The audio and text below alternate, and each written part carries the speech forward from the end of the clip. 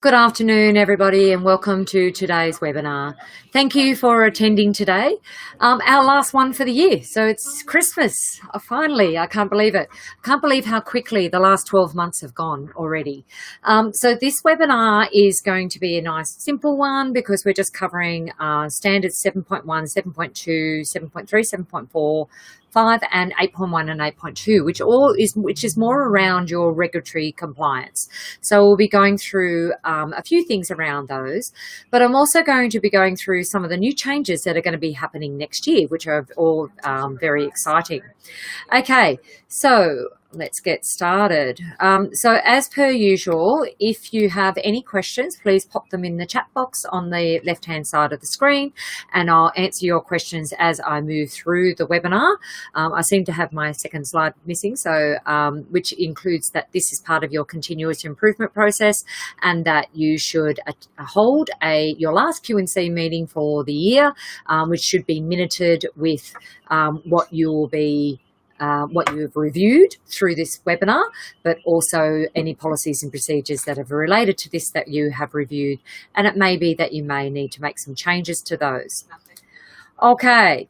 So 7.1, let's start with that. So the RTO must ensure that its executive officers or high-end managerial agents are vested with sufficient authority to ensure the RTO complies with the RTO standards at all times and meet each of the relevant criteria specified in the fit and proper person requirements.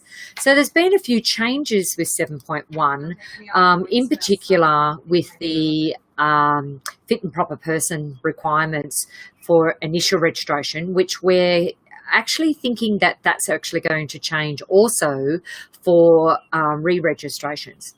So this clause should be within the position description of the CEO and all senior management that they are responsible for compliance with the standards at any given time. And senior management are responsible for ensuring that the RTO complies with the standards at all times.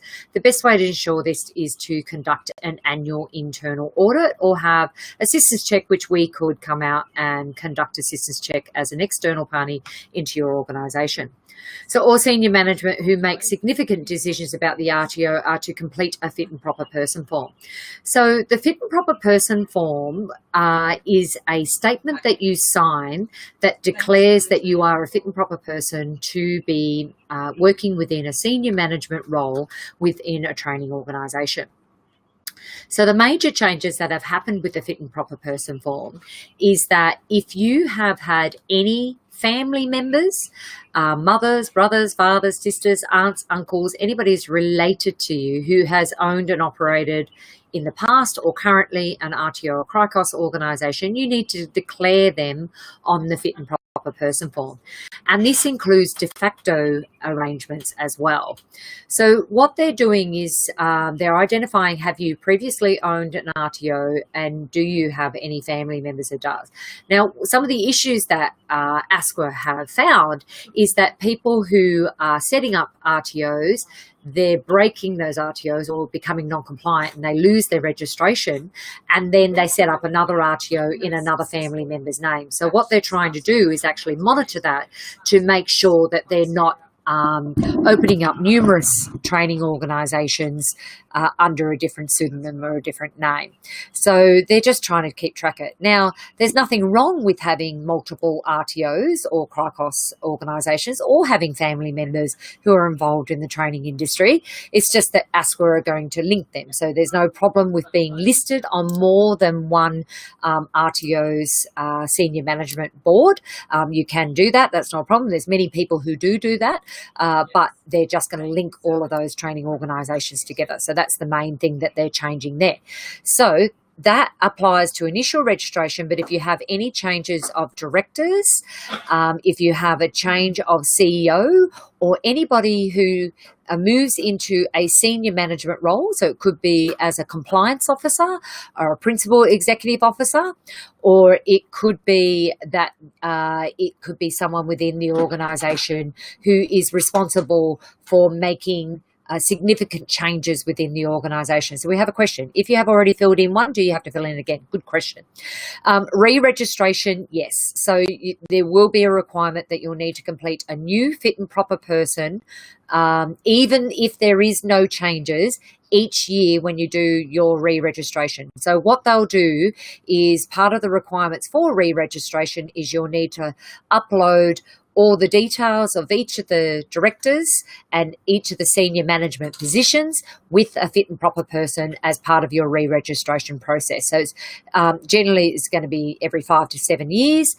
You'll need to update your details as part of the re-registration process. So everyone will be required to complete a fit and proper person form, even if they haven't done one before, at least at re-registration stage. So if you're an initial registration who only started from the 1st of July, you'll have a 2-year registration period, and you'll need to complete a new fit and proper person form on the re-registration when you go to your 5 years. I've been asked a question, are these forms on Unicorn? No, they're not, but they are available on the ASQA website, and I'll just see if I can find a link for you. We do email them when we do our Kickstart packages. We'll do that, and you'll get a copy of the forms, but you can get, and I'll just try and find those forms for you, where they have the fit and proper person form on there. So here is, I'm just going to give you the link now, which is to the relevant page on the website. Amanda's just thrown it on there.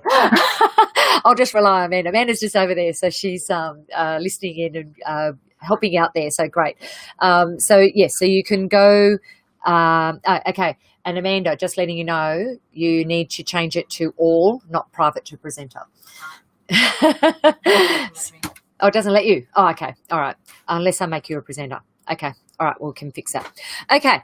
So that's the changes to the fit and proper person requirements, and senior management positions will need to have something, and we do have it in the CEO position description, is that the CEO is responsible for compliance of against the standards for RTOs.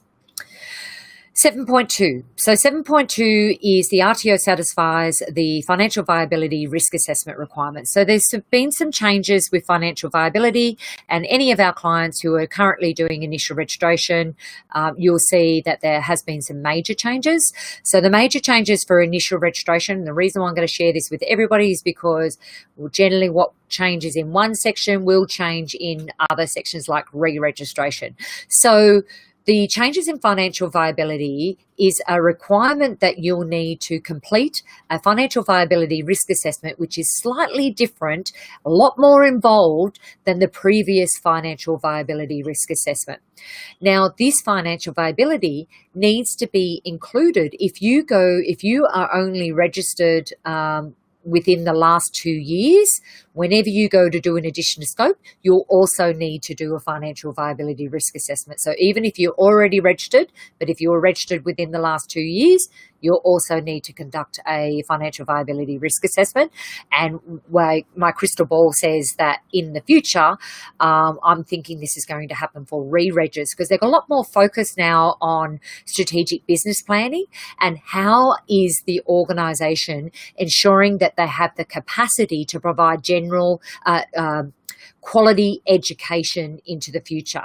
And they want to see the next 3 years figures, and they want to see that you have the capacity to do that. So you have the financial capacity, you have the resources in place, you have the people in place, you have all of the documentation in place in order to deliver quality education. So there's a big focus on that, and that has been a focus on initial registration, so for RTO and CRICOS.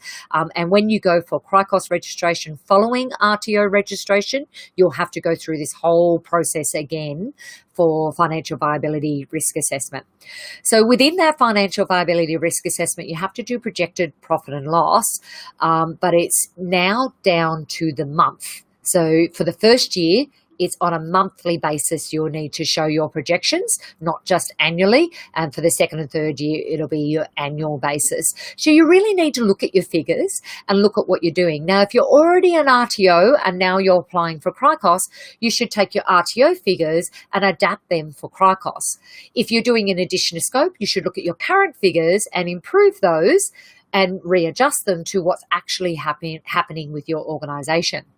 So one thing that we have found, David, who is from RTO Accountants, who works with us for financial viability, he's already done a few additions to scope since the new changes came in on the 1st of July.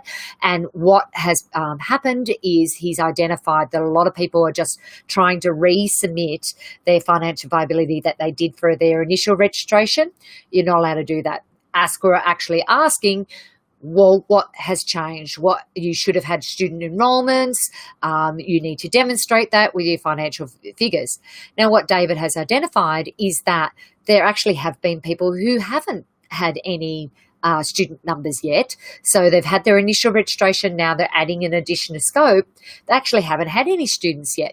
So you need to actually adjust it. He's working with ASCA to identify, well, what happens in those cases. So keep your eyes peeled. We will be in contact with you in regard to that. Do you think that we would be re-registration September 2019? So I don't know what you mean by that, Kerry. I mean, do you mean you may need to do financial viability, I'm assuming? I'm not sure whether we're going to be required to do financial viability. What do you think, Amanda? Not at this stage. There's nothing there at this stage, but who knows what's going to happen? Yeah, who knows what's going to happen next year with re-registration. So just be prepared. And you should be looking at your financial figures every year anyway. And you should also be looking at your strategic business plan and updating it every year to ensure that it's up to speed. What I'm anticipating is it will be re-regs will require, because we used to do that years ago. There's been so much of a focus of it with initial registrations. I'm thinking they're going to bring it back in for re-registrations. But they're not seeing that as high risk. They're seeing initial registration more as high risk than re-registration. But what I do foresee is that they most probably will be looking at business plans, strategic business plans, and whether you are putting strategies in place to improve your practices. How are you going to ensure that you have the genuine capacity to be able to deliver that training? Do you have all the resources in place? Are the requirements for an enterprise RTO any different? For financial viability, no, it's the same. You'll still need to put all your projections in there when training isn't our primary source of income. So for financial viability, no, all initial registrations, it doesn't matter whether you're an enterprise RTO or you are a private RTO, even government RTOs need to demonstrate their projections within the training department of their organisation and what they're going to be doing. But you also need to incorporate, as an enterprise RTO, you can bring in figures of the business that because you're registering the RTO with the same organisation name. You can show the figures of the whole company, not just the financial viability for what you're looking at for the RTO. Your strategic business plan should be focused on the RTO arm of the business, and that's for everybody. So everybody should have a strategic business plan that is focused on that. Now, we've got a few changes happening next year with membership. There's a few exciting things that we're going to be bringing in, and one of them is going to be more of a focus on the business side of running a training organisation, because what we're finding is there's not sufficient knowledge of how to expand your business and what you need to do to expand your business, and that strategic planning process. Now, last month we did strategic planning. No, it wasn't last month. Yes, I did a video especially for strategic planning and holding strategic planning meetings. And that's what we're going to start focusing on next year, is how do we do that? I'm even thinking about running some workshops on strategic planning because I foresee that that might be a good offering that we could provide our clients is on strategic business planning. So if you're interested in that, please let me know, because I'd love to know how many people would be interested in a workshop on strategic planning, which should be an annual thing. It should be something you're doing once a year. We do it once a year, so we have an annual priorities day and we identify what are our priorities going to be for the next 12 months. And we have, so we already implement this. We have a system that we use called Scaling Up. So here's a book that I highly recommend that you get access to. There's an audio book on it, but this book is really good because got things you can do in it. There's documents to fill in and things like that. But I highly recommend Scaling Up. And this is the model that I've written the strategic business plan with, is using this.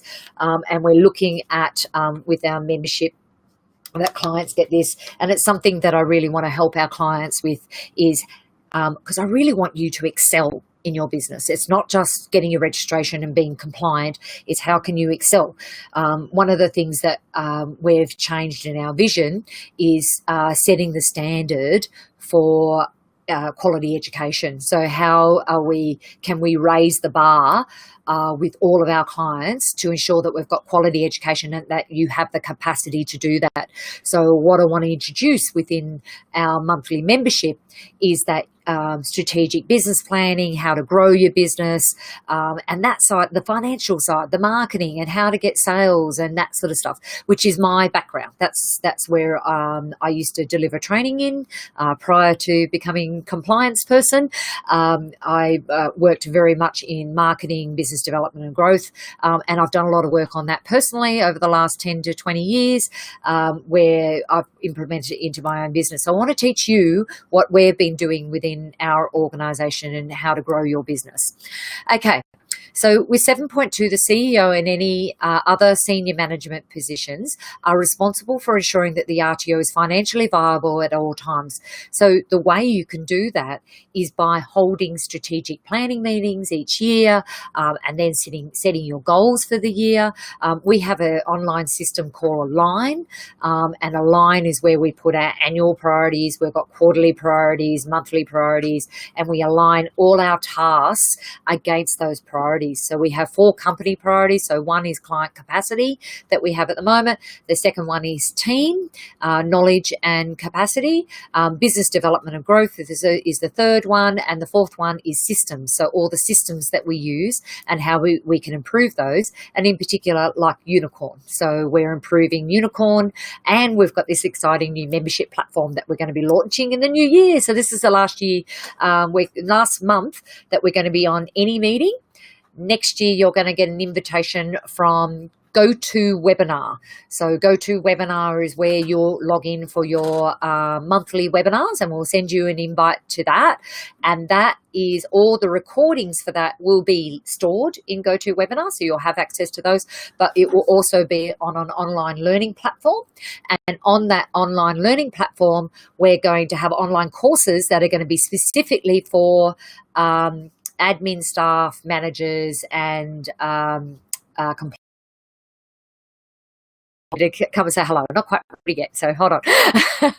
Okay, so the RTO to financial risk assessment at the National Vet Regulators request. So at any given time, whether you're a private RTO, enterprise RTO, community-based RTO, any RTO at any given time could undergo a financial viability risk assessment. So it doesn't matter. They can just surprise you and say, right, we want to do a financial viability risk assessment. So you need to have the systems and practices in place. Instead of frantically running around quickly putting together a strategic business plan and financials, you should be doing it on an annual basis and then reviewing it at least quarterly to check how you're going. Are you checking in there? So that's why we're making some changes to membership for next year. It's also my passion. Is what I love doing. So I'll tell you a bit more about that later. Standard 7.3 is fee protection policy. So with fee protection, you need to have some sort of mechanism in place to protect the student fees, in particular if they're paying anything in advance. Now, we have as a standard in our policies and procedures that you do not take more than $1,500 prior to course commencement and no more than $1,500 increments throughout the duration of the course, which should be spread evenly over the duration of the course. So you shouldn't take $1,500 and then $1,500 straight away and then $1,500 a week later when it's a 1-year course. So it should be the remaining payments are divvied up over the year. So you should have some sort of payment plan system to do that.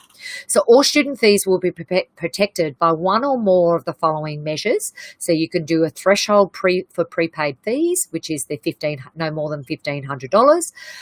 Unconditional financial guarantee. So you've got a guarantee with the bank, or you've got some sort of of other mechanism for protecting the fees, but generally it's a bank guarantee, which costs you money to do that. This is the reason why we do the $1,500 one.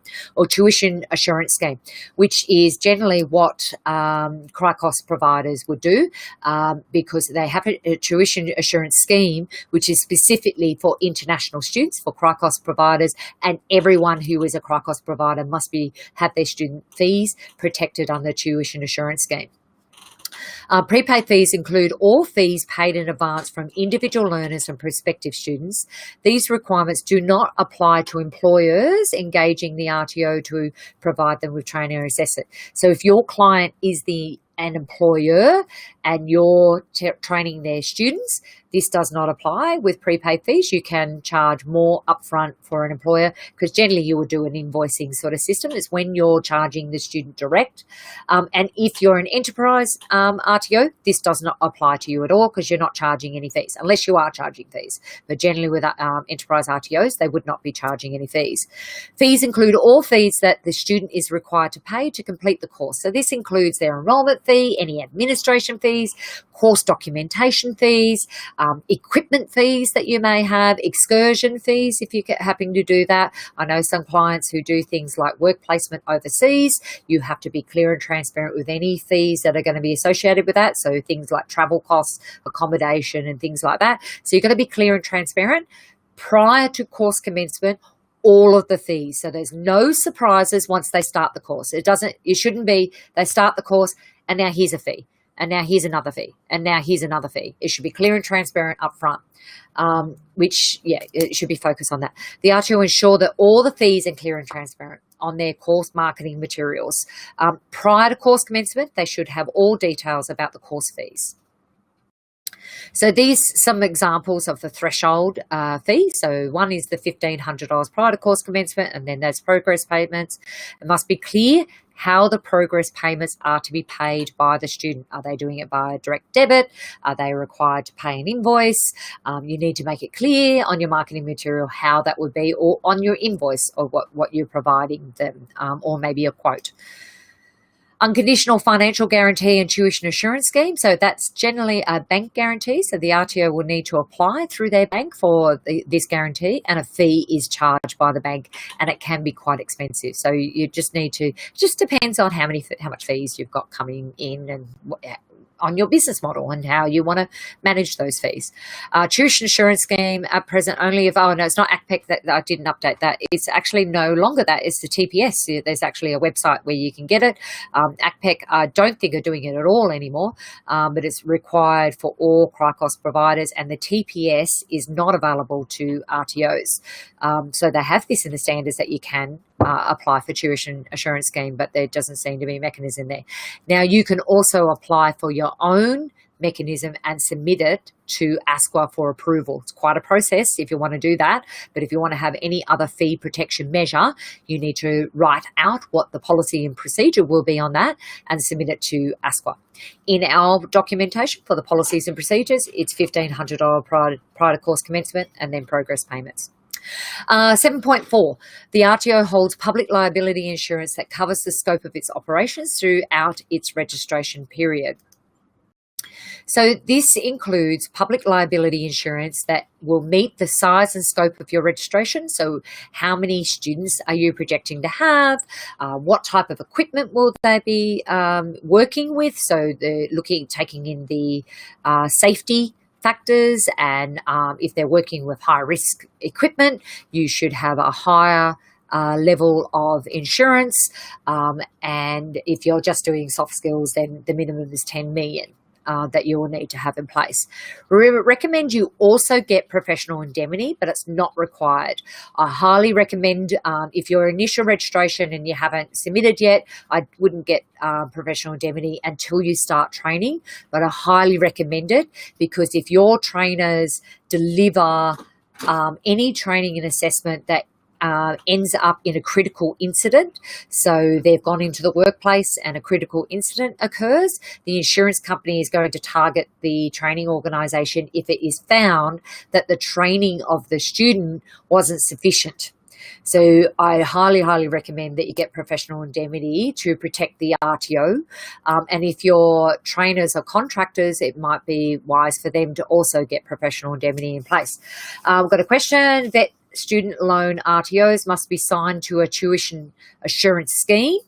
ACPEC is one of the three, Amanda thinks, organisations offering tuition assurance schemes different from TPS. And there's also quite a few payment plan companies who are coming out now, and they're calling them student loans systems. So you can have a look at those as well, and make sure that they're being approved for those. We did see a few at the Unveiled conference who had met the tuition protection scheme, so requirements as well. So thank you, Amanda, for that. Should also have a place in place other business insurances, for example, work cover is one of them. And depending on the equipment and things like that you have in place, you may need to have other insurances in place.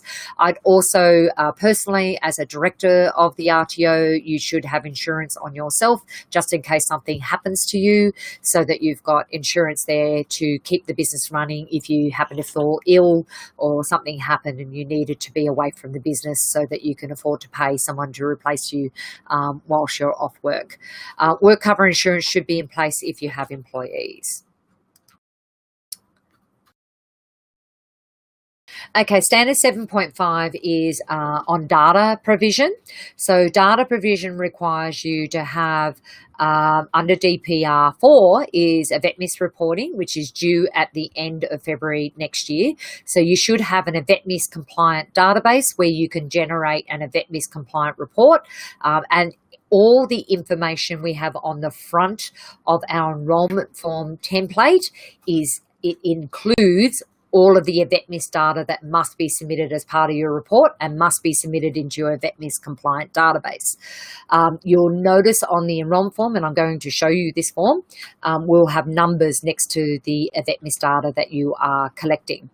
DPR 6 is quality indicator reporting. So at the end of June next year, you'll be required to submit a quality indicator report. So you should be distributing 100% of the quality indicator form to all of your students, and whatever you get back, that's what you put into the report. Now, you're not collecting those reports and then submitting them to ASQA. You're writing a summary report of how many forms did you distribute, how many did you get returned, what is the ratio of that, and then what in general is the feedback that you've received, and what improvements have you made based on that feedback that you've received. So that's the quality indicator summary reporting.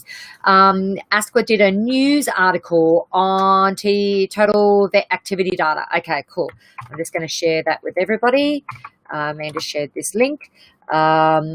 On a news article that they did that was on the latest ASQA update, wasn't it, Amanda? It was only on the 30th of November. Yeah, I think it was the latest one. It just came through last week. So, that was a good ASQA update that came through there. If you haven't yet, please make sure that you register on the ASQA website to get the updates, because if you're not registered, particularly if you're initial registration and we haven't submitted you yet, you won't get any updates. So you want to make sure that you get those updates and you have that distributed to a mailing list within your organisation.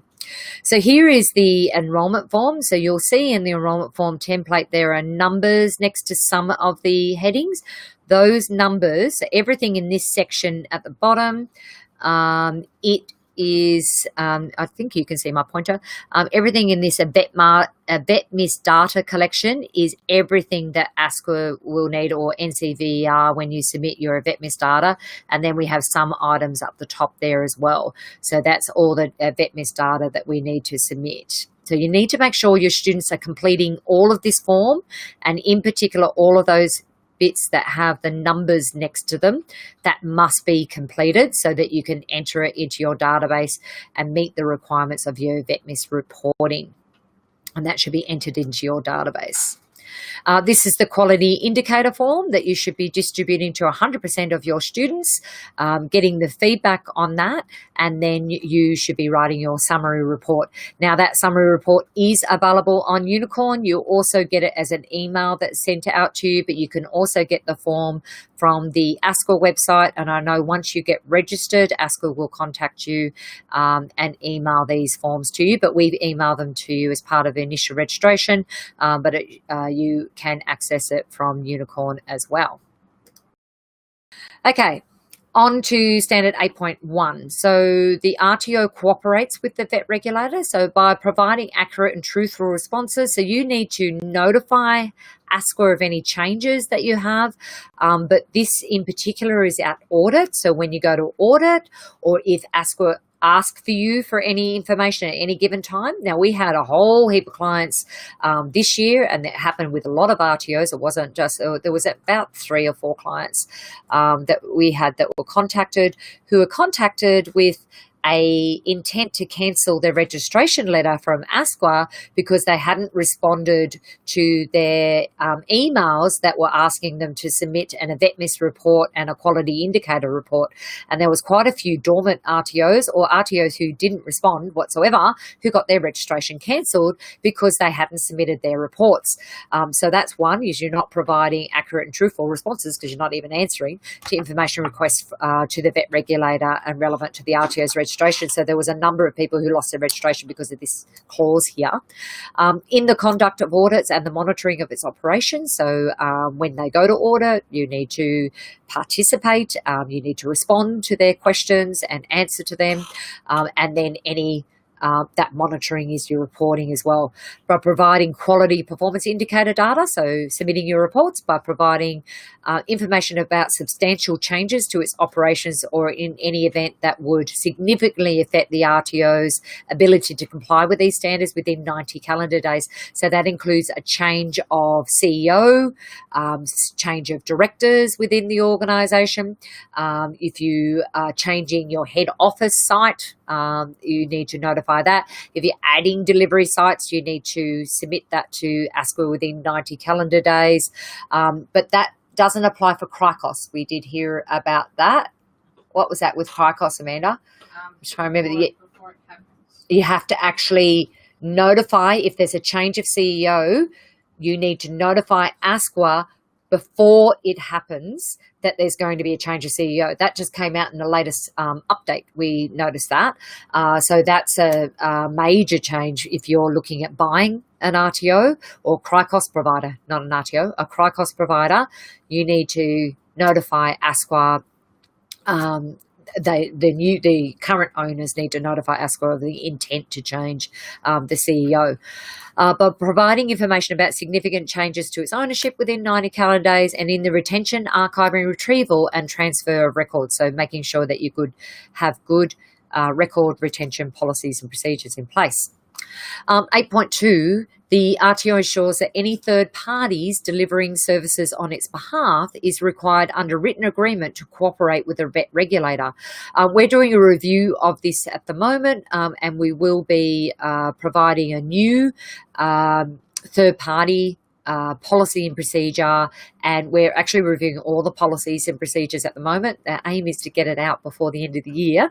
That's my aim. I'm going to have at least one version that will be out by the end of the year because we've reordered the Q&C manual so that it's in the same order as the user guide, and I'm going to show you a bit more about that soon. By providing accurate and factual responses to information requests from the vet regulator relevant to the delivery of services and in the conduct of audits and monitoring of its operations. So what does that mean? So it means you've got to cooperate with the vet regulator, and that you make sure that you are submitting reports, that you are responding to ASQA. So we've heard of people who haven't read emails from ASQA because they've gone into junk or they've their email account got closed down. So you really need to check TGA, and I want you to do this as a task this month. Go to TGA and actually check your details there and that they're correct. The CEO details are correct. Your head office details are correct. Your email address, very, very important, is correct. All emails sent from ASQA will go to the CEO. So you need to make sure that the CEO details are correct and up to date. So their email address is correct, their phone number is correct, their address is correct, because we've heard of a number of people where the CEO was contacted and nothing came back. We've had cases with clients, we've had some issues. We had one client in particular who had issues where ASQA didn't update TGA, and they were still getting emails going to an old CEO's account, and they weren't getting the emails.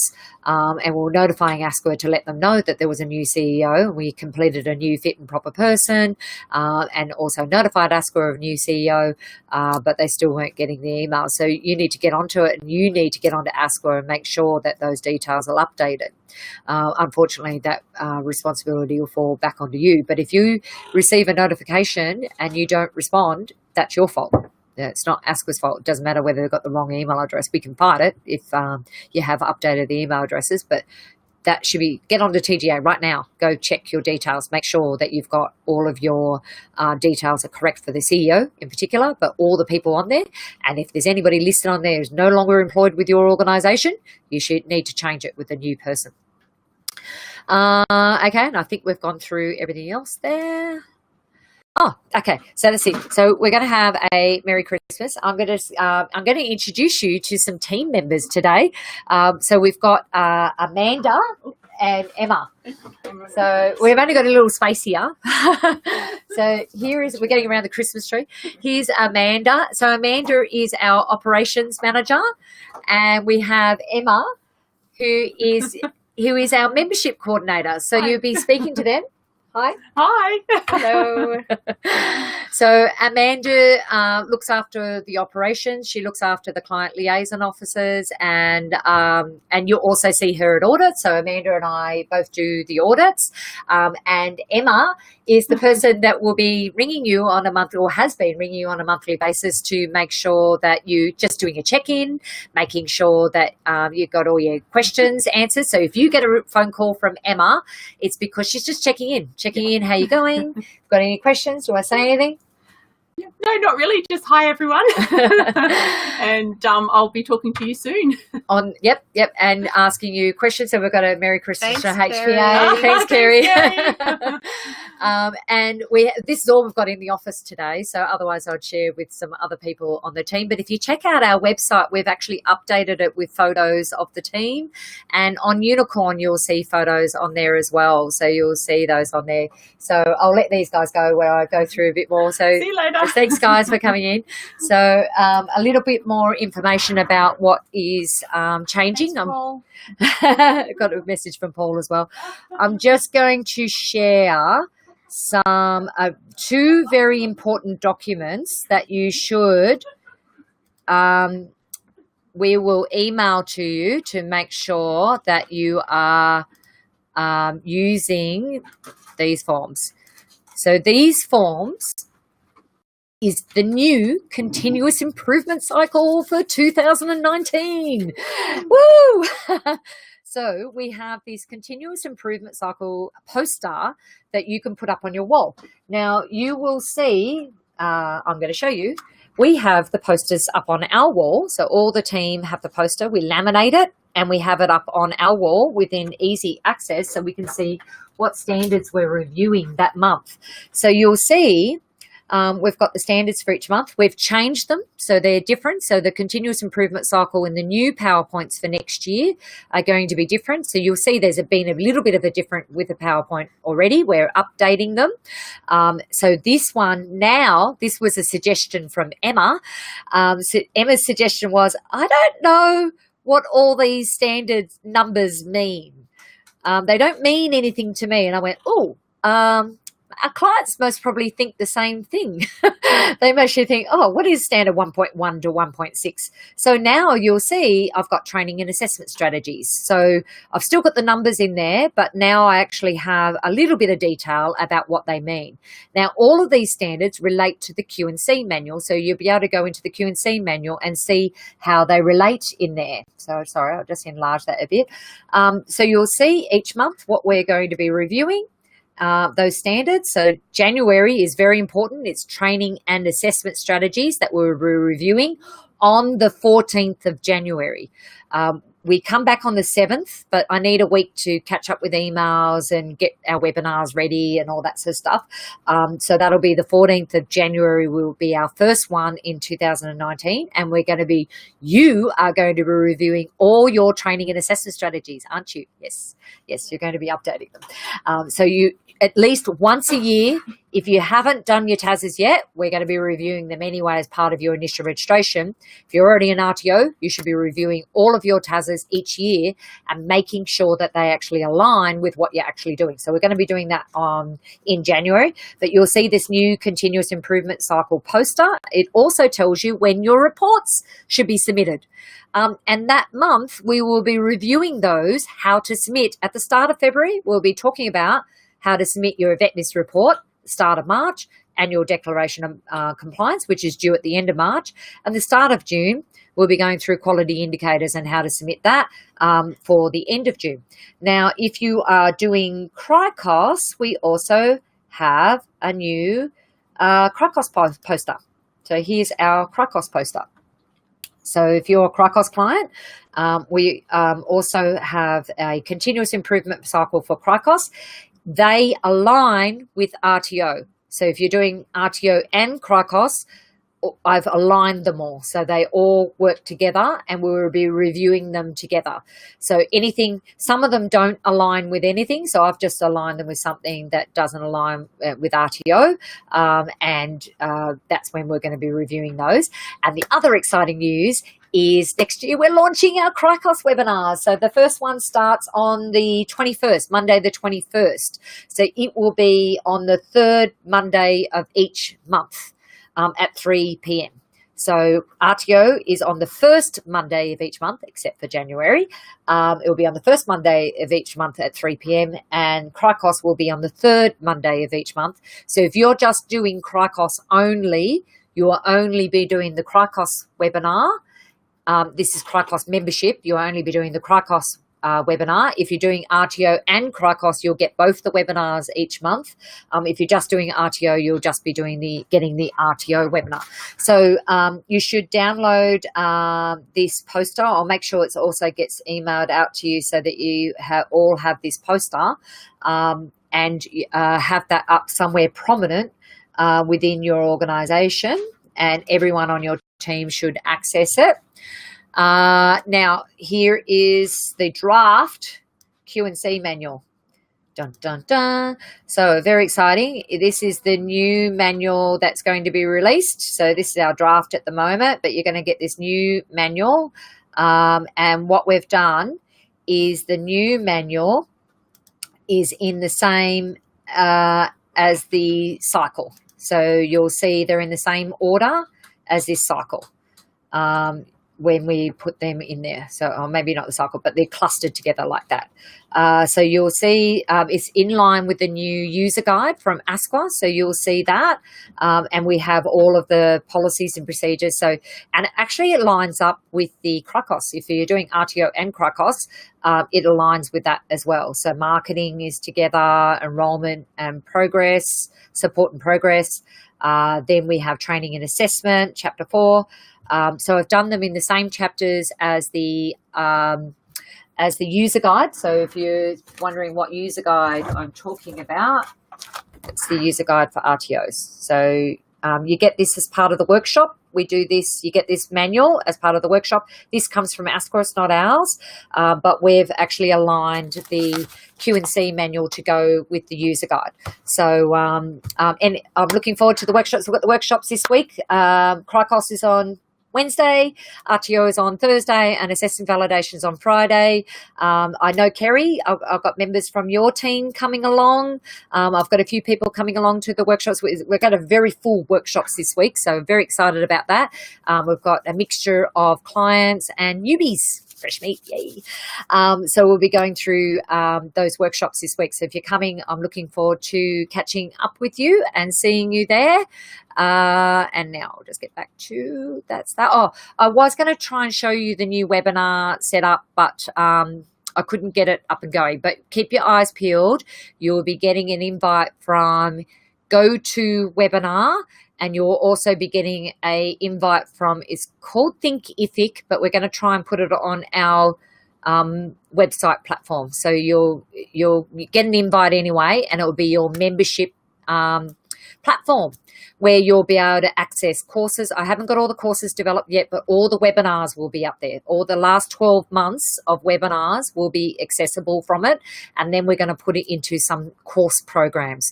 So there's going to be an admin course, a compliance course, and a trainer assessor course, and the CEO course, which will have basically all the videos in it. So it's very, very exciting. Amanda's just said she's coming on Friday. So if you're coming along to the workshops on Friday, and Kirsten is coming Wednesday and Thursday. So for the Cricos and the RTO compliance, and Kirsten's one of our client liaison officers, so she'll be attending the workshops too in Sydney. So very exciting. So we're looking forward to the workshops, last workshops for the year. And as I said, we're very full. So we have we actually had to get a bigger training room because we have so many clients coming along.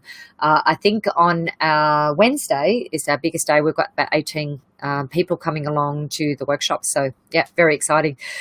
So that's it. That's a wrap for the year. Thank you very much for attending the webinars this year. And I hope you've had an awesome year. I know I have. It's been like a roller coaster this year for me, moving from Newcastle to Sydney, setting up a whole new team. We've got Amanda on full time, which is awesome. Amanda was one of our consultants and is now our operations manager. We've had an amazing year. I hope you've had an amazing year as well. Please note that we close at 1 p.m. 1 p.m. on Friday, the 21st of December. So if you have any questions, please submit them to us before 1 p.m. We're having our Christmas lunch at 1, so it may not be so coherent if you are contacting us after 1 p.m. And we have our staff team Christmas party this Saturday as well. So we're looking forward to that on Saturday for our team.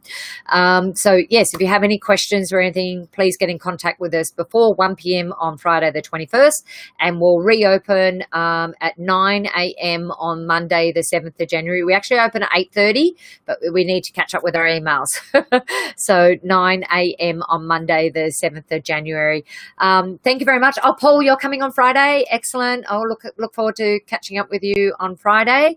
And we look forward to an amazing 2019. There's going to be some incredible stuff we're doing for membership next year. I'm very excited about it. We've also got 2 new CLOs starting, client liaison officers starting in the new year, and we have a new receptionist who will be starting in the new year as well. So we've got some great new team members coming on board who will be looking after our clients. So thank you very much, everybody. Love having you guys as a client. It's been awesome working with you all this year, and we look forward to everyone having an awesome Christmas. Have an amazing Christmas break. You've got 2 weeks break from us.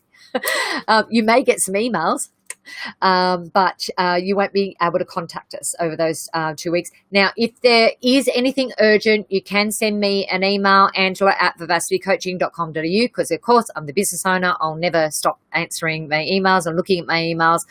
If it is urgent, please put in the subject urgent. That's if AskWork contacts you, for example, you should be contacting me, and put urgent in the subject, and you could just email me, angela@vivacitycoaching.com.au. Thank you guys. Merry Christmas. I'll see you in the new year. Bye.